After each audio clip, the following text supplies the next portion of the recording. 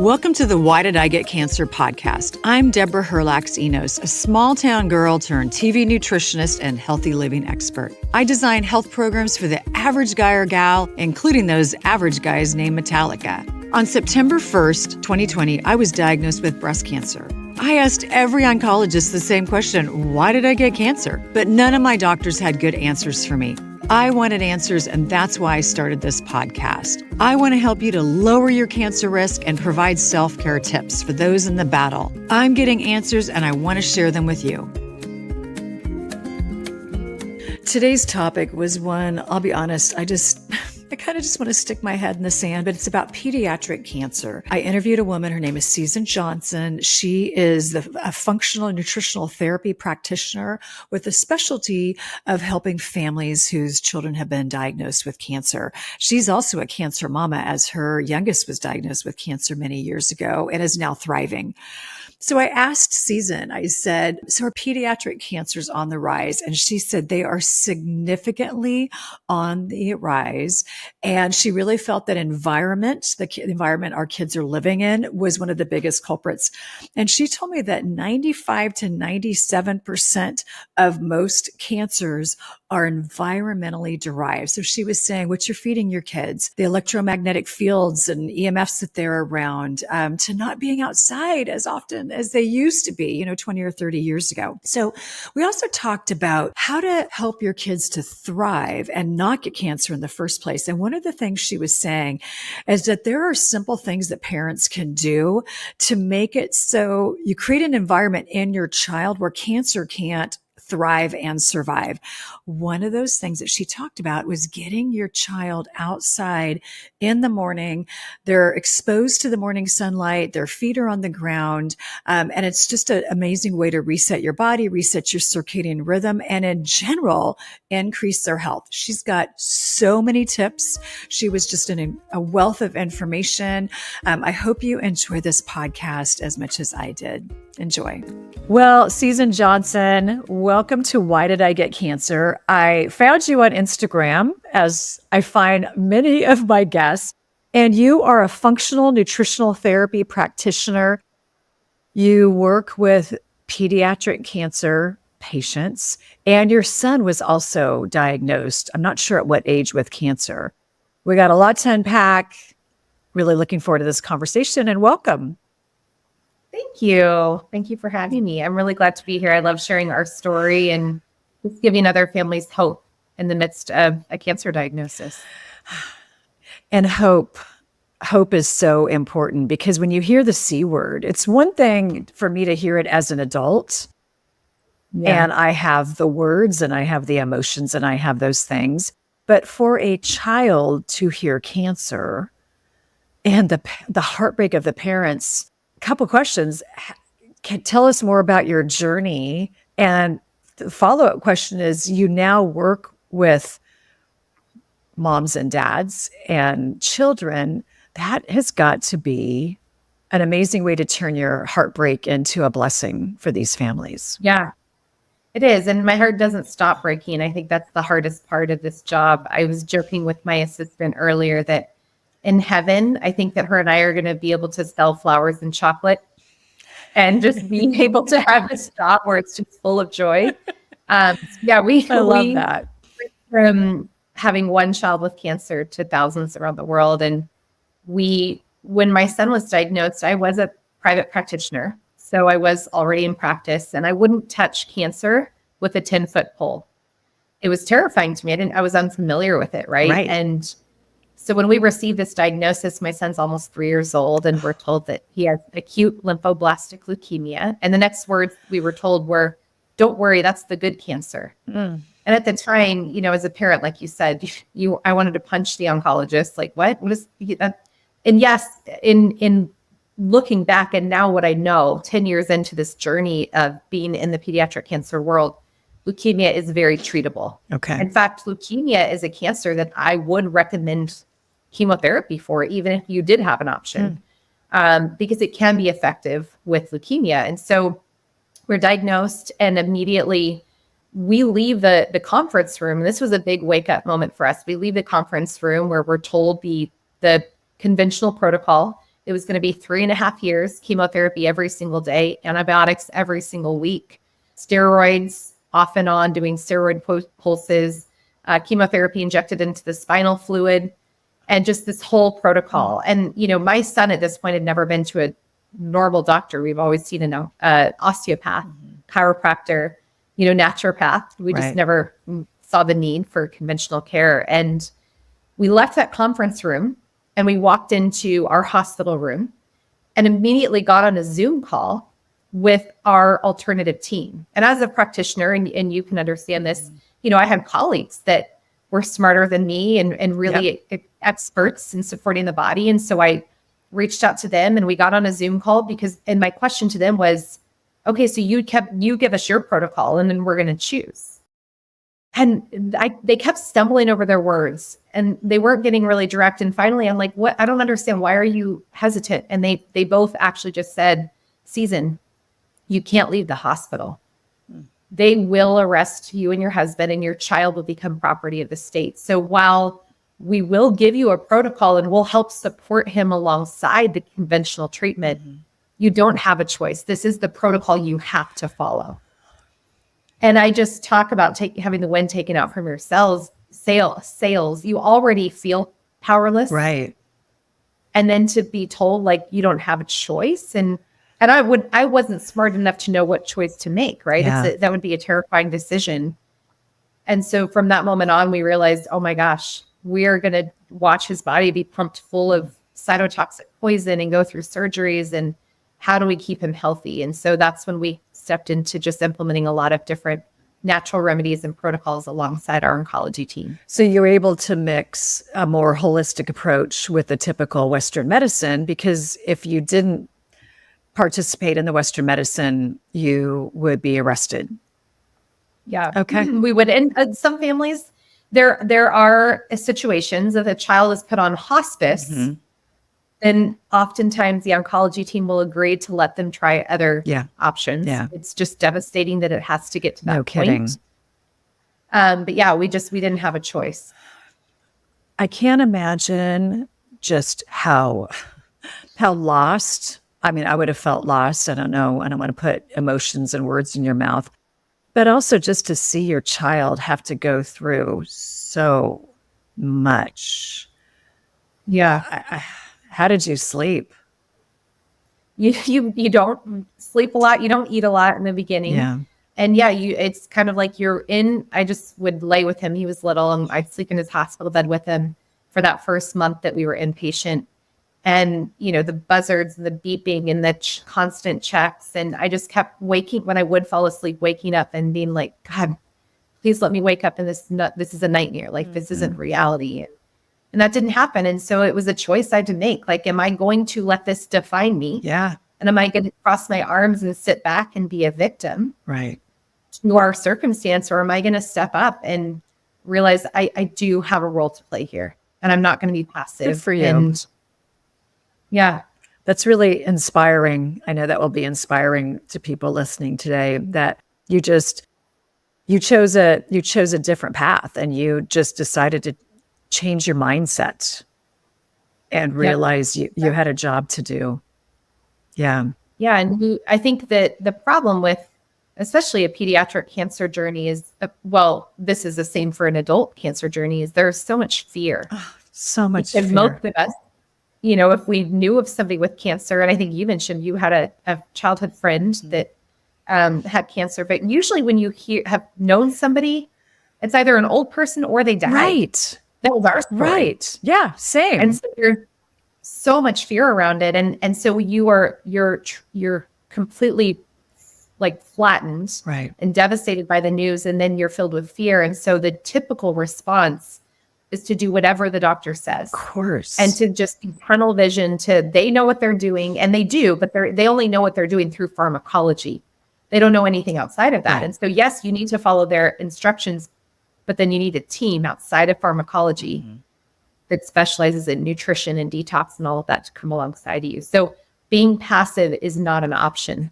You can't. It is not an option. It is not an option. And I agree. There is a holistic approach and a combination, that should be available, because chemo, so grateful I didn't have to do it, but it is such a load on the body. And what do Yeah. you do after chemo? On your podcast, you talked, I think there was an episode I listened to a couple of weeks ago, and I'll tag it in the show notes, about your favorite detox foods. So I Yeah. definitely want to talk about that. But first, I want to ask you a question about pediatric cancers. It seems like, just from things that I read, and maybe I'm headline educated, which I don't love, but are pediatric cancers on the rise? Significantly. Really? I just had the opportunity to meet with an oncology team at a Florida hospital who is open to letting us start educating their families. I have a program. It's called Thrive Through Cancer Formula, and I coach pediatric cancer families very closely through their diagnosis. And all of a sudden, these kids that we're working with are doing so well Really? that their oncology team is now becoming, not always, but more open to hearing, like, what are you doing? And now that's leading to meetings with the oncology teams, and which is a huge blessing. And we're praying that this continues. But I just met with an oncology team in Florida, and they don't have room on their pediatric oncology floor anymore. It is overfilling into other floors of the hospital, and it's devastating. Heartbreaking. And it's heartbreaking. And is there, I mean, in your research, are there, indicators as to why pediatric cancers have risen so much? Yeah, I think when we understand that most cancer, and this goes for adult and pediatric, it's between 95 and 97% environmental. And only a few cancers are actually genetic. Now, genetics play a role in environmental, right? And Right. our genetics are what allow us to either have a bigger funnel to drain toxins or a smaller funnel. But we know through the study of epigenetics that we can turn on and off our genes to thrive or to avoid cancer. But all that said, it is an environmental crisis. We have more environmental toxins, and not just the toxins that we see and smell, but EMF exposure. You have kids that are as little as 6 on iPhones and iPads. Yep. And that I saw a kid mowing the lawn the other day. He couldn't have been more than 10 wearing the wireless earbuds. Yeah. So we have this insane exposure to toxins in our Insane environment. exposure. Yes. Foods, we have these Franken foods that are being marketed to kids. We have energy drinks. We have kids, since the pandemic, were locked up and got really kind of comfortable being sedentary and comfortable on screens and fearful, fearful of germs. And so now we're over sanitized. So yeah, I believe it is absolutely an environmental crisis. Wow. And then I would imagine, kids are not outside as much as they used to. I think about how I grew up, and I grew up on a little farm orchard in Northern California, and we were outside practically more than we were inside. And there's so much healing that can come from being out in nature, running around barefoot, and just playing and having more joy. And I'm assuming a lot of kids don't get that opportunity like I did growing up. Yeah, and that is devastating. Like, there are some simple things that parents could do right now that are free, that would actually create an environment cancer can't survive in their kids. And it's getting their children morning light exposure. Oh, okay. So, like, just when their kid wakes up, and sometimes kids wake up before the sun, right? But as soon as the sun comes out, the family goes outside and they get morning light exposure barefoot on the ground. Okay. Have this exposure to earth, which is incredibly energetic and healing.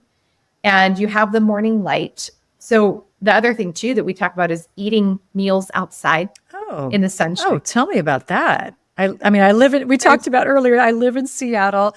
It's almost July. It is dumping rain. It's, 58 degrees. And so I'm not going to be eating outside today, but whenever it is nice, and if I travel someplace and it's nice, I always want to be outside. That's just my inner spirit telling me to get outside. So you're saying that is helpful. Yes. Okay. There are so many studies and so much evidence-based research behind sunlight and Okay. outdoor fresh air. We're basically like we use the sun to charge our body. Like the sun can actually help charge. And this is why you experience seasonal depression in certain areas of the world, right? Where there is less sunshine. And there was a study done, and I will have to try to find it. But we live in Mexico now, and there was a study done. Mexicans, by the way, in the region that we are in, it's not necessarily now because of the infiltration of really junk food from America. They're not known to be the healthiest as far as nutrition. Okay. However, there's less incidence of disease, even though they may not be as educated in certain parts of Mexico and they're eating junk food, but they are outside and they're in the sunshine and they're working hard with their bodies. And this can't be a blanket statement for all of Mexico, but in our region, this is what we see. And so it's really fascinating that sunlight and outdoor fresh air is incredibly healing. And they're free. Yes. No. Yeah. Like, thanks, God. Appreciate this. Super bonus. Right. Yeah, it's free. So it's free. So getting your kids outside first thing in the morning, playing with them outside. One of the things that I do is I make my cup of coffee and then I walk around my yard and I look toward the sun, not at the sun, right? So toward the direction of the sun. I look at flowers. I pray. I think about my day. All those things. And I feel so much better, more energized, and just more clarity of thought. Is that, can we back that up with science? Absolutely. Oh my gosh, you absolutely can. Okay. I mean, literally get out of bed and look up sunshine or sunlight, healing benefits. And listen, like, this is where just kind of the red tape of, I joke that, we live in Mexico and everybody says, oh, is it safe there? You've got the cartel and blah, blah, blah. And I'm like, well, in America, you've got a real big cartel that controls the entire country, and it's our medical industry. And when we think of that, we realize that it's so heavily controlled. You're not going to find nearly as many studies done on sunlight because there's no money in that. There's no money in it. They can't bottle that up and sell it to you, right? You can't patent that. So no, but you'll still find some, and it is fascinating. And you're right, because I think what most people do, Deborah, is they start their day looking at a screen. I know. You're absolutely right. Yeah. Yeah. And I would imagine seeing that type of light first thing in the morning, does that do anything to your body or? Yeah, it actually teaches your body to step into the process of healing that's natural. It's called your circadian rhythm. Okay. So when you start the day with morning light, you are sending a signal to your brain to activate the circadian rhythm. Okay. And so it's kind of like our ancestors rose with the sun and went down with the sun. That's true. And so it was their body knew what time. So during your circadian rhythm process, there is a time for digestion, a time for detox, a time for restoration. And by starting looking at the day or looking at the sun, looking toward the sun, getting that exposure, you're starting your circadian rhythm on the right track so that your body does what God intended it to do when he created it. Wow. And so you're just helping activate your natural healing system in the body. Okay. And this is one of the top things you would have parents do with their children. You said, maybe you can requote it, to make their body impervious to cancer. Maybe restate. Well, I would say just to activate their system to create an environment that cancer can't survive in. Okay. And, of course, are there other things to do? Oh my gosh, yes. And nutrition and detox, and there's supplements. But what I find, and you would probably relate to this as a mom, kids are inherently picky. They're inherently stubborn, and that's okay. They want their autonomy. They're learning to work within boundaries. But then when you put a kid through the trauma of cancer and the chemotherapy that changes their taste buds, if I start with a mom and I say the first advice I'm going to give you is give them bone broth, sauerkraut, and organ meats, they're going to laugh. They're like, are you kidding me? Like, what world do you live in? Yep. because that's not going to go over well. So what do we first need to do? We first need to give them something that they can accomplish and have a win, and something that allows the child to actually start, like you experienced, to start feeling better. Because when they feel better, they're going to be more open to some of the other natural remedies and the nutrition. That is so true. Yes, some of these suggestions are going to be tough. I mean, organ meats, yes. Yeah. But if you do it in smaller doses, like let's start with sunshine, and then maybe we go to sauerkraut, which I think there's lots of fermented foods that can probably do similar work in your body. Yeah. And I love Sally Fallon Morell from the Weston A. Price Foundation. She talks about 2 tablespoons of fermented food has the probiotic power of an entire bottle of probiotics. So I always have fermented foods in my refrigerator. And last night I had a sweet potato for dinner. It's been great. My husband's been out of town, so I haven't been cooking. So my big cook was, I made a baked sweet potato, and then I put some really amazing butter on it, grass-fed butter, and then fermented some kimchi, some spicy kimchi, and it was amazing. Yeah. It was amazing. I love that. So simple, like just small doses of these foods. Okay.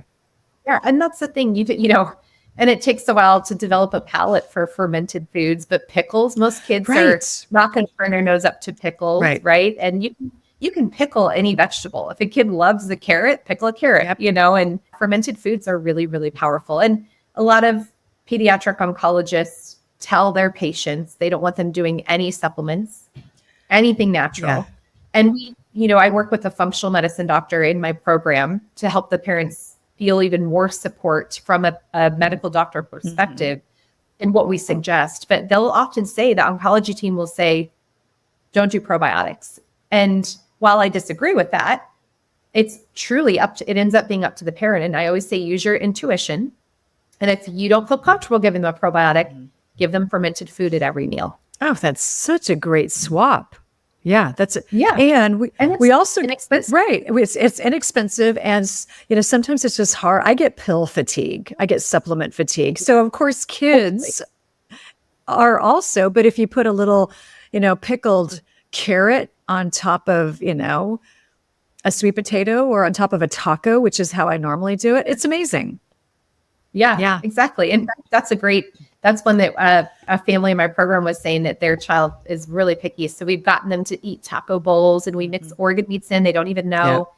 And they love pickled carrots. Yeah. And so they'll shred pickled carrots into the taco bowl, and the kid doesn't even notice. Nobody's the wiser, right? I love that. Okay, so you're talking about some of the other things. You've got the sunshine, you've got more activity. Are there other suggestions you make to parents to protect their kids? Yeah. So and these are really simple tips, because again, we want to make sure we meet them where they're at. Right. And give them something that they can feel is a win. Because if you try something and it's just an immediate fail, as a parent, it's so disheartening, and you just feel like a failure. You already are questioning yourself, and you're carrying guilt when you have a child with cancer. And so I want to set them up for wins. Another thing that's actually really great, and it kind of comes back to what you were saying in play, is rebounding on a trampoline. What? In fact, I was out with my nephew yesterday. Okay. Yeah. So invest in a trampoline. Your kids are going to think you're the best mom or dad ever. And encourage them to jump. That stimulates the lymphatic system, which is your blood detox system. And it will help dump and push the dead tumor waste and the residual cytotoxic poison that their bodies are being pumped full of. It'll help flush it out. And it's fun and it's playful. And it's actually something, kind of to your point you mentioned earlier too, of like being playful with your kids. Like, you can do it with your kids and and they're not going to always feel good enough to do that. Right. But when they do, it's so helpful. That's fascinating. I hadn't thought about that before, but I'd written an article about the lymphatic system for the Costco Connection. And one of my interviews was with a physician, researcher, and he was saying those rebounders, like the little mini ones, rebounder for one is phenomenal for lymphatic flow. So, so I guess, go big or go home. Just get the trampoline for your kids. Okay. Yeah. And they're Exactly. outside in the sunshine, unless they live in Seattle. Yes. Right. That's great. Exactly. Okay. Exactly. I have to tell you, I just love your podcast. And I'd mentioned earlier that I loved your episode about the detox foods because at its core, it was really simple. And it's an area I focus on because I struggled post-cancer with my detox, opening up what is very vogue to say these days, opening up my detox pathways, but I struggled. And it sounds like you might be saying that could be like a genetic thing, that my detox pathways are just kind of shut down. And I had to really work with a physician to get them going. Yeah, it is. You're right. I think so. Your genetics could position you to have certain SNPs where you don't detox as effectively. And actually, one of the things that we find, and you've probably seen this as well, we've found common in cancer diagnosis is these SNPs are all in common. And you're not, when you get a diagnosis of cancer, because we're creating cancer cells every single day, all of us. But the difference between it turning into a tumor or tumors and not is our immune system firing and our genetic predispositions. And again, I want to preface this with these SNPs that we're talking about, 99% of the time can be turned off or turned on based on our nutrition, our detox, like all of the things that we're trying to do to create an environment that's healthy. Right. So when we think of genetics that don't, predispose you to not detoxing well, that is a big issue. And so trying to open up those detox pathways, and some of the first things that we talk about, of course, hydration, right? Making sure you're really hydrated. You're drinking filtered water, half of your body weight in ounces a day. Making sure, before you go into any type of a detox, that you're having a bowel movement at least one time a day. Making sure you can sweat. And so we put kids in sauna. We tell them to find a sauna. One of our families today on our call was telling us that her gym in her little hometown lets her 2-year-old, who's been fighting cancer since he was actually 3 days old. They let their 2-year-old go into the gym, lets him come in and sit in the sauna. And she said, he's so bougie now. He needs his sauna time. That's really the sweet. beautiful thing about that is it induces sweat, because it's not easy to get, like, kids aren't working out like we would, right? Where we work sweat. Right. Putting them in a sauna to induce a sweat is really helpful at opening up detox pathways. And there are times where we're working with a child and they're not breaking a sweat. So we got to pull back and we need to supplement them with specific things and know a little bit more about their biochemical makeup to support that. But in general, just making sure those are happening before you really step into any type of detox, for sure. Okay. So it sounds like sweating, bowel movements, making sure you're hydrated. These are all key drivers to having a better, more efficient detox system. Absolutely. Okay. Absolutely. Okay. Tell us about some of your favorite detox foods. Yeah. So, and this is where people start to go, wait, what? But I promise I'm going to give you a couple of really creative solutions. Okay. One of my favorites is actually organ meats. And I already mentioned it once. You did. And I will tell you, I am not going to eat liver. I'm just not going to do it. My dad used to cook liver and onions, and it's just not even an option. I will eat a good pate. Me too. Sally Fallon in her Nourishing Traditions cookbook has a great recipe. She does, yep. So a good pate I'm all about, but just in general, and kids aren't going, generally a kid is not going to want organ meats or pate. Yeah, they're not going to say, Mom, for dinner, I'd love to have liver and onions tonight. Thank you. If they do, that is, you have an anomaly. You sure do. So when we think of organ meats, before I kind of share some suggestions of how to get it in, if you're like me or like you and we don't love the taste of it. So it's like for like. In order to support your kidneys and your liver and your pancreas and your heart, like all organs and systems of the body, the best way to support it and to rebuild and contribute to the integrity of those organs is actually supplementing with them. Wow. Okay. That is really well said and simple.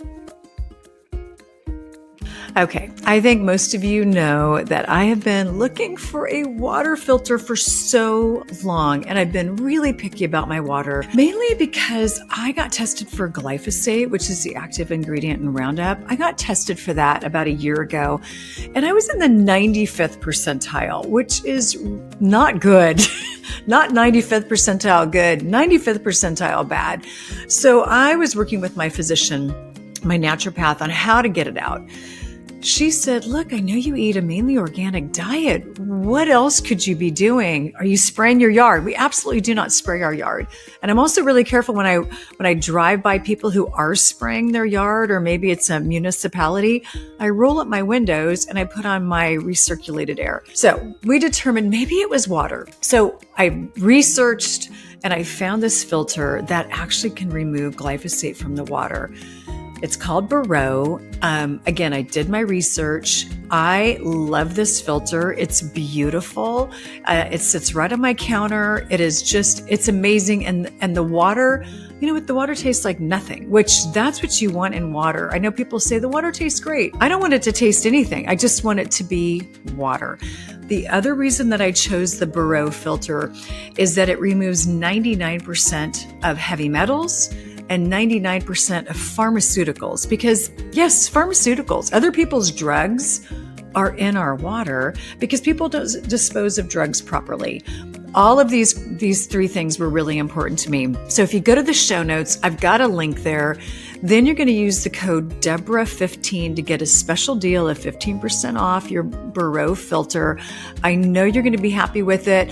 One of the tests to see if it's working properly is they have you put red dye through the filter, and what comes out on the other side is clear, fresh, not red water. So honestly, this filter works. I hope you enjoy it. Use the code Deborah15. It's so simple. Mm-hmm.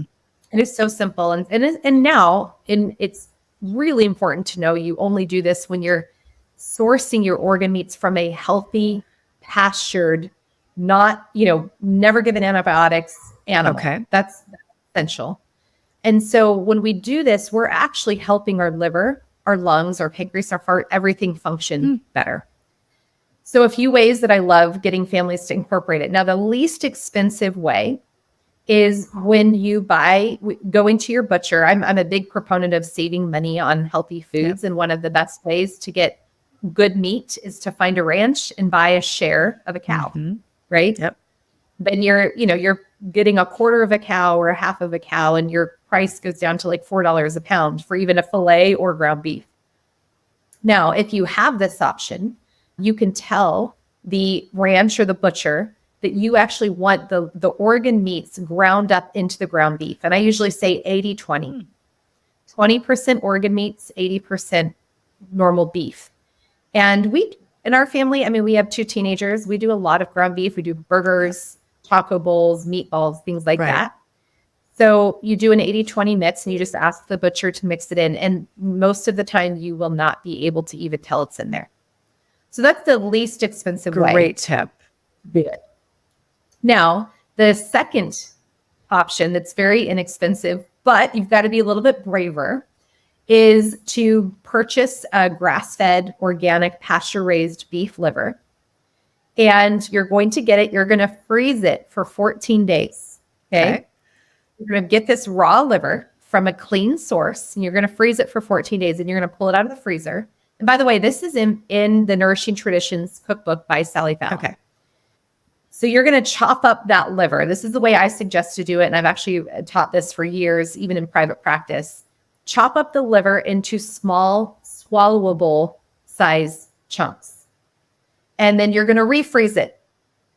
So you chop it up, and you need a real sharp knife because this liver is frozen. Okay. And you can certainly chop it up raw too. There's no right or wrong way. The most important thing is that when you have a raw liver, you freeze it for 14 days before you consume it. Okay. So you're going to freeze it and then chop it up into swallowable pills, throw it in a glass Tupperware, put it back in the freezer. And every day you're going to swallow a couple chunks. Kids can't typically swallow pills. So what we encourage is when they're making their special healthy smoothie, you throw the chunk or chunks into the smoothie, and you won't be able to taste it. As long as you'd added some berries and bananas, right? Something to sweeten it. So that's another option. But the last option, which is what most of my families that I work with do, is we have 2 companies that we love to recommend. One is a supplement, one is a food. So Paleo Valley has Organ Complex. And I can give your listeners a discount code that we have access to. So it's a supplement, and it's a complex that is beef, liver, heart, kidney. And it's a capsule that they can open up and they can actually mix into a meal. Oh, interesting. Okay. So it does taste, but if you mix it into something seasoned, it's not noticeable. Right. Yeah. Okay. It's like if you put it in, some sort of sauce or a strong, like a soup or something. Okay. That's it. That seems like a great place to start, Yes. because it's a Because supplement. there are a lot of families are ready to like take on getting the liver. It's all a little intimidating. Right. So the capsule, if they can swallow capsules, great, swallow the capsule, but a lot of kids can't. So you're going to just get creative with that. Okay. There's another company. This company is newer. I just found them at a health conference about 4 months ago. It's called Eat Pluck. Oh, yes. Yeah. No, he's been on my podcast before. So, yeah. I love it. James Berry. He's awesome. Has so much great information. He used to be the chef for George Clooney and all these Hollywood celebrities. And I didn't know that. And now he has this company, Eat Pluck, and it's basically I call it a healthy version of Lowry's seasoned salt because it's made with organs. Yes, that's exactly. And like everybody in my family loves it. We put it on eggs. We put it on popcorn. Right. We put it on whatever you're going to use the Lowry's. You can put it on your steak. I need to order more. I ran out. And so you're right. This is a great reminder season. Yeah, because there are, let's just say, like low effort ways to get some of these amazing superfoods, and you're calling organs detox to get these things into our body without, like, there's the harder way, which is getting the beef liver and freezing it and all of that. Or there's like a starter house, like you're starting with supplements, sprinkling them on, and start with that. Yep. Yeah.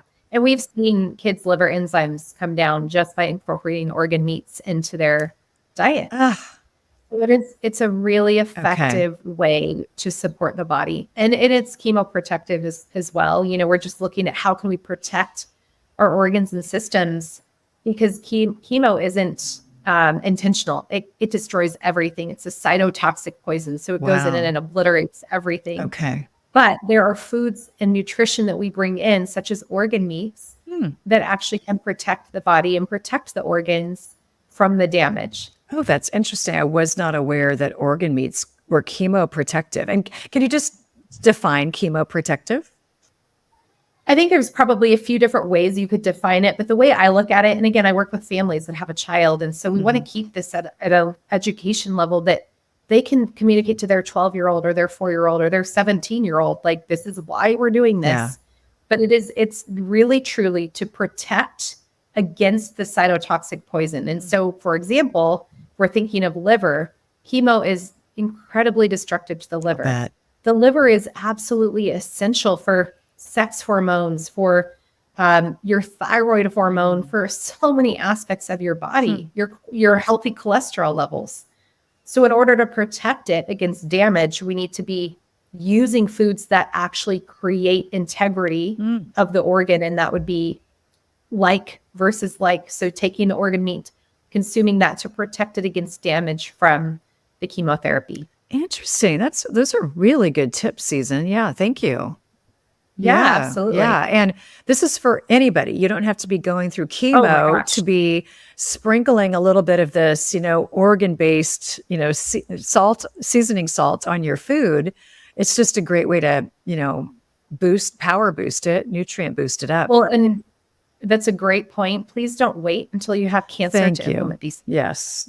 And again, you're giving us bite-size, no pun intended, bite-size bits of information. And what I try to do is just maybe buy one new produce item every 10 days. I don't want to buy one every day. I don't want to try something new every day. It's overwhelming. But I know that for me, I could do something new every 10 days nutritionally. Yeah. So could you try this once every 2 weeks or once a month? Yeah. And I would say do the same thing with like removing and replacing things, because you would absolutely fail if you think that you're going to start today and completely overhaul everything in your home and in your diet. Right. It's That's so not true. realistic. It's not realistic. And you're just setting And it yourself sounds up for simple. failure. Right. Exactly. Right. So when you are trying to implement something, every 10 days, also try to replace something. And so if, your kids are drinking energy drinks, this is maybe like crazy strict health practitioners would poo-poo me for this. Let your kid just have coffee. And I don't mean a frappuccino. Right. But if they want an energy drink for energy in the morning, pour them a cup of coffee. Okay. And put a little healthy creamer in there, like some raw cream, maybe a little bit of maple syrup. It is far better. And now this isn't if your kid has cancer. Right. But when we talk about creating an environment cancer can't survive in, we can't let our kids drink crap like that. We really and so can't. We can't. Go back to what we used to do, right? Yeah. Just drink a little coffee with some cream and a little honey. But I love the idea of replacing. So do it, get something new each 10 days and replace something that you think might be or you've learned is toxic. Love that. Okay. Can you share a couple more of your favorite detox foods or drinks? Yes. Yeah. So a couple that I really like, especially when a child's going through radiation. And this, of course, would be everything we're sharing, to your point, is applicable for adults as well. Right. But my specialty and my training and who I work with is peds. So I am a big fan of chlorella and chlorophyll. And this is really protective against radiation. And so chlorella, chlorophyll, and microalgae, which some people say that they're all kind of the same thing. But if you can mix these into a smoothie, it would be so, again, chemoprotective and detoxifying. It's incredible for protecting against radiation damage specifically. Heavy metals, it can help just detox heavy metals, but doing it gently. I'm not a big fan of doing heavy detox while going through treatment. I'll bet. Yes. It's like pushing a brick up a hill. Yeah. And, it's just, you're kind of chasing your tail. So we wait until after treatment to do that. But during treatment, we can do things to gently eliminate. And we're using foods. Right. Chlorella, chlorophyll, microalgae, these are all foods. Okay. So these are not are these in a supplement form or? You can. Okay. Yes, you can put them in a supplement form, but I actually recommend, and our families we work with will make specific supplement recommendations based on their child. But I'm a big fan of, if you can source it as a food, do. And there's a company in the US called Terrasoul Foods. Are you familiar with Terrasoul? No. So I have a friend, and we're always thankful for these kinds of friends. She is even more crazy than I am when it comes to like being strict about what you eat. Love it. And she calls companies and requires them to produce their testing to make sure there's no contaminants or heavy metals. She does this with chocolate, with skincare, love it. So she did this with Terrasoul Foods, and they do dried fruits, they do powders, every powder you can imagine they produce. Okay. And they have a great selection of powders. So whether it be chlorophyll, chlorella, they have camu, which is a vitamin C powder that's also detoxifying and chemoprotective. Okay, I've heard of it. Yep. And then just adding these to a smoothie. Oh, that's a great idea. Really great. So I'd love, I'll tag that in the show notes, but I'll get that information from you. Yeah. Yeah. Terrasoul is a great company. I mean, I'm unfortunate in Mexico. We can't get them. So when I come to the States, I stock up on all my things and I smuggle them across the border. I love that. I'm always by security. Every time we come into Mexico, they look at me like, who's this crazy lady bringing all these supplements back? Exactly. Oh, that's great. That's great. So I think just maybe kind of a final question for you. Actually, I might have two. One, how do you do the work you do every day and manage your stress? It's the Lord. Like what I've learned is just before our call on Thursdays in our Thrive Through Cancer Formula program, we have a call. It's called Coffee and Connections. It's just for our members. And we put all protocols aside, all health stuff aside, and we just share our hearts. They share their hurts. They talk about their marriage in the midst of a diagnosis like this. They talk about the other siblings. And every week I cry. I'll bet. And I've learned to just be okay with it. Like, I think for a while I felt like I needed to be the strong leader. Yeah. And I cry with them. And I think I told you in the beginning, and my heart breaks every time. And I used to pray that God would like make me stronger Mhm. and just kind of almost, what's the word when you just create this like immunity to it? Yeah.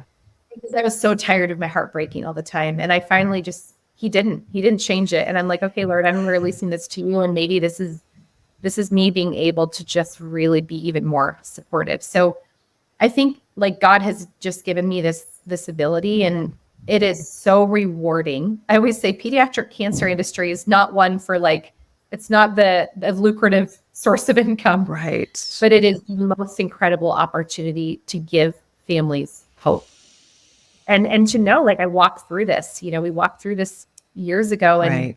and to turn that into something that is just meeting families and giving them hope it truly is an honor. Like I do feel like what an honor that God chose me to be that person with families. And it doesn't mean I don't have stress, and of course, and Right. sometimes it's hard to fall asleep because I hear of a new family that's 2-month old was just diagnosed, and and we lose kids. I mean, it's the reality of this disease and of this broken world, right? Right.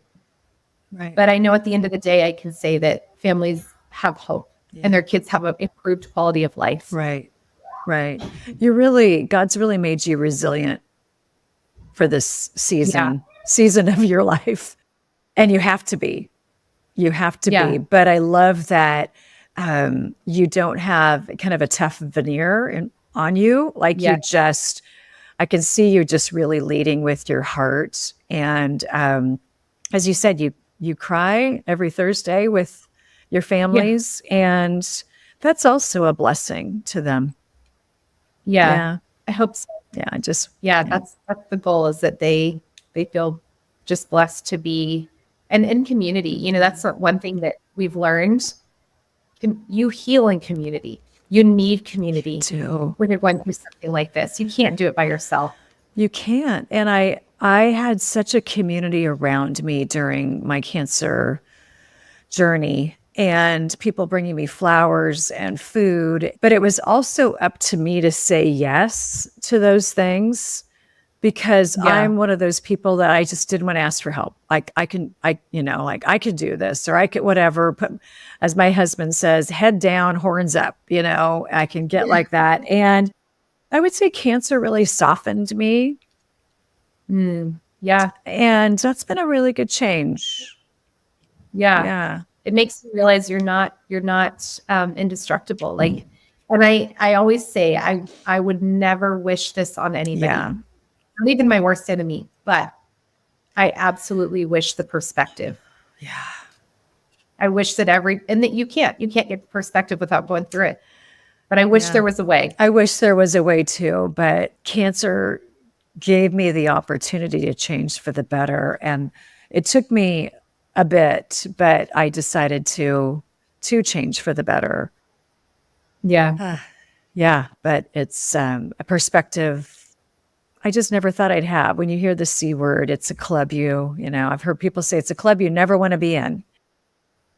Yeah. But it's a community of people who are just so beautiful. Mm-hmm. And I really needed them and need them still. Yeah, for sure. Once you've been diagnosed, it doesn't, I work with parents. We're actually creating a remission program Oh, once they're done with treatment to support them through that. And one of the things, and this real well, once it's happened once, it doesn't ever go away in the sense of your mind. And there's always this lingering fear that we have to pray against, right? Yep. And so just being able to have that perspective of the fragility of life, but also you can't be passive. Yeah, you can't be passive. This has happened before. How can we keep it from happening again? And it's really important to be active in that role. It really is. And I don't let my guard down when it comes to taking care of myself. I mean, every now and then I do, and I don't get enough sleep, or I'm eating junk, or I might have a glass of Chardonnay, whatever it is. But for the most part, I'm really vigilant, because I just don't want to go through that again. And I just had my scans like 2 weeks ago, and I'll tell you, I just wasn't prayed up enough. And my husband even said, I want to go with you. And I was like, this is my third one. I'm fine. And I got there and I put the robe on and I lost it. I Yeah. lost it for like 2 hours of sobbing. I feel Mm, so sorry for the girl doing the ultrasound. I mean, like she could hardly even do the ultrasound of my breast because I'm like shaking so hard. And I just thought, okay, this is a good lesson for me that I can still ask for help. Two and a yeah. half years post, I can still ask for Yeah. help. Like that season doesn't have to be over of me asking for help. And so next time my husband's going with me and having my girlfriends Yeah. pray for me. So Absolutely. yeah, So true. yeah, That's so true. yeah. So what is one, and I'm going to say simple because I'm a little teary. So excuse me for a second. Never apologize for tears either, No. especially when I'm talking to somebody about cancer. But what's one simple thing somebody can do today? And the person I'm thinking of is somebody who lives in a high rise in a really busy city. They are inundated with EMFs and they don't have maybe access to, like, I can walk out my door and be on grass in 2 seconds. So, what do we tell those parents? How do they Yeah. protect their kids? That's a great question. So, just a couple things that I would say. It's about doing the best you can with what you Yeah. have, right? And so, right away, I would unplug the Wi-Fi.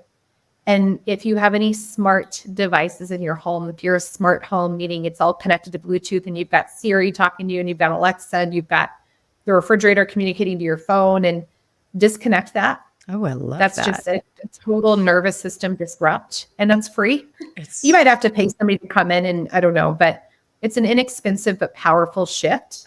And I have parents say, well, Susan, but when I pull up my Wi-Fi, even though mine's off, it like shows 75 because I'm in a building. It doesn't matter. You do the best you can with what you have, and you are reducing exposure, love that. right? Yep. That would be the first thing. And the second thing I would say, and this is also free, is practicing fasting. Now, this is a little bit more challenging with kids. However, kids are, again, they're inherently in tune with their body because they're younger. And I always say they were with Jesus more recently. So they have this special intelligence, right? That's good. I love They're a that. little smarter. We, as parents, we panic when our kids are hungry. We force them to eat breakfast right when they wake up. Yep. I would encourage you to allow your child to tell you when they're hungry. Now, please understand take this with a grain of salt. If your child is losing weight rapidly and they're in a state of critical condition, then this is different. But if you are either creating an environment cancer can't survive in, you're being proactive, or if your child is in active treatment, you can allow them. It's okay when they're not hungry. You can allow them to wake up and give them water, let their body just reset and digest. Fasting is nature's operating table.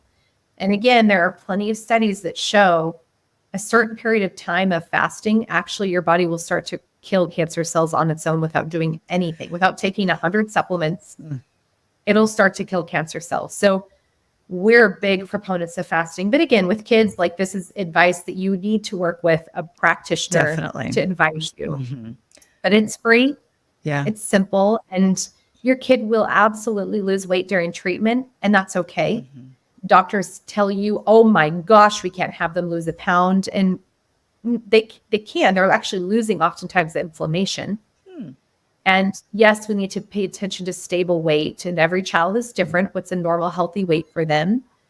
But it is okay if they lose a little bit of weight during treatment. It becomes dangerous when, of course, if they become hectic, and we can prevent that with fasting, with nutrition that we've already talked about. Right. All of the things we've shared already can help protect against that. But fasting and reducing the EMF exposure in your home are two really, really powerful and simple and free things that you can do. Interesting. I hadn't thought about that fasting conversation, but yeah, I like what you said. Did you say fasting is nature's operating table? Yeah, it truly is. Like, this is, but when our ancestors before we had the agricultural era and industrial revolution, they would eat when they had food, and they would go days between eating. And did we have cancer then? Hardly, right? So we didn't have modern diseases when we actually were eating off the land and fasting. Right. I think we're so used to getting fed when we want that we have this thing called ghrelin that roars in your belly. It's the grumbling that you hear, the growling. And that's actually typically out of just habit based on when you eat. And when you can learn to kind of work past that an hour or two, your body does amazing things. And there's studies around autophagy, which is when basically destruction of unhealthy cells that happens at 17 to 18 hours of fasting. And that's not that much. That's like stopping eating at 7 p.m. and resuming again at noon or 1.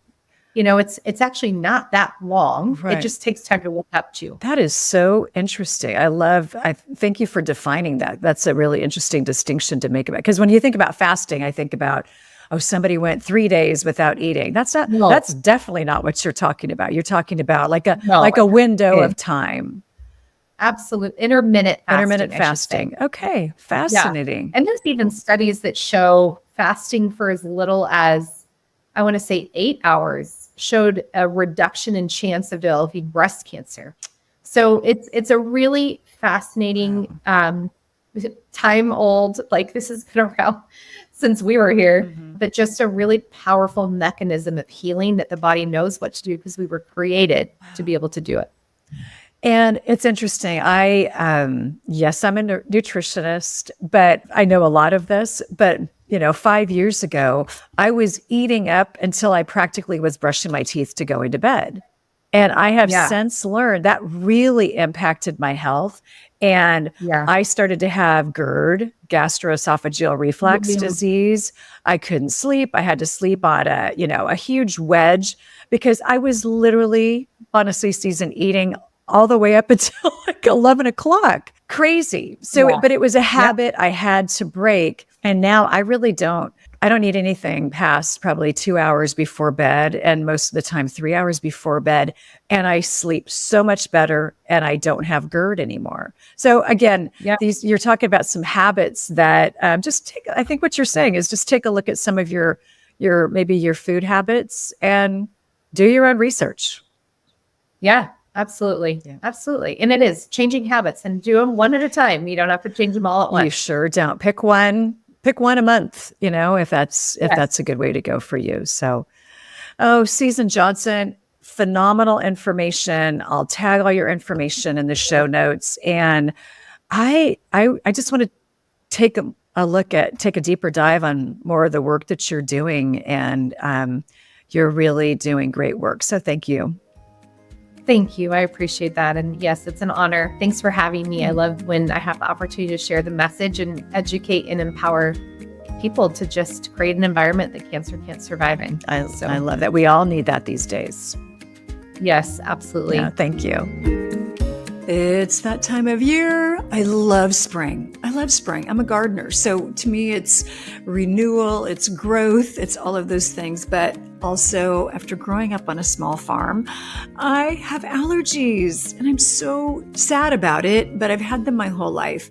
And spring has been rough on me. And one of the things that makes it less rough is I stay inside more often, which I don't love. But I have an air purifier in my house. And when things get really bad, I'll go inside and just rest or work or whatever it is that I do inside the house when I can't be outside in my garden. So let me tell you about my favorite air purifier. It's the Air Doctor. And I use the Air Doctor 3500 and it is amazing. One of the things I love about it is it picks up 99.99% of junk in your air. It's got a HEPA filter, an ultra HEPA filter, which I love, but it also picks up mold spores and pollen and dust and microplastics. Y'all have heard me talk about microplastics so much. So here's the deal. Air Doctor has a great deal right now, and the 3500, which again, I mentioned that's my favorite one, it's $280 off. I don't know how long this is going to last, but this is one of those products you just want to have in your house for emergencies, meaning the emergencies of summer wildfires or, again, just getting too much pollen in your neighborhood. So go to the link in the bio. I've got all the information there. The discounts are already in there. Again, huge fan of Air Doctor. I have 2 of them in my home, and makes me feel more at peace knowing I've got such a great air filter. Here's one of the other things that I love about Air Doctor. When I'm cooking and maybe I'm not paying a whole lot of attention and things are starting to burn and there's kind of smoke coming off of my stovetop, the Air Doctor, when I have it on auto, it kicks into high gear. So it's got this automatic system that when the air starts to get a little bit, congested, polluted in your house, it kicks into high gear. The lights start flashing. And then eventually when it clears the air, it calms down. So I also love that. It can help to clean my house after a bad cooking evening. So anyway, enjoy your Air Doctor. Link in the bio or go to the show notes. Hey, y'all, can you do me a favor today and go and leave a review of this podcast? I know that the more great reviews, wink, wink, emphasis on great, reviews that I get, along with more downloads and more subscribers, that pushes this podcast out to people who might normally not even find it. And the reason I started this podcast and my real heart for starting this podcast is that I needed this information. It wasn't available. And so I started a podcast so that I could be a blessing to others. So you're a blessing to me just by being here. And again, thank you for your support. Thank you for your positive reviews and all of the notes that you send me. And also just wanted to say, hey, keep in mind, I'm not a doctor. And if you need medical advice, please reach out to your team. That is going to be just the best source for you because they know you. So again, I hope you enjoy this podcast.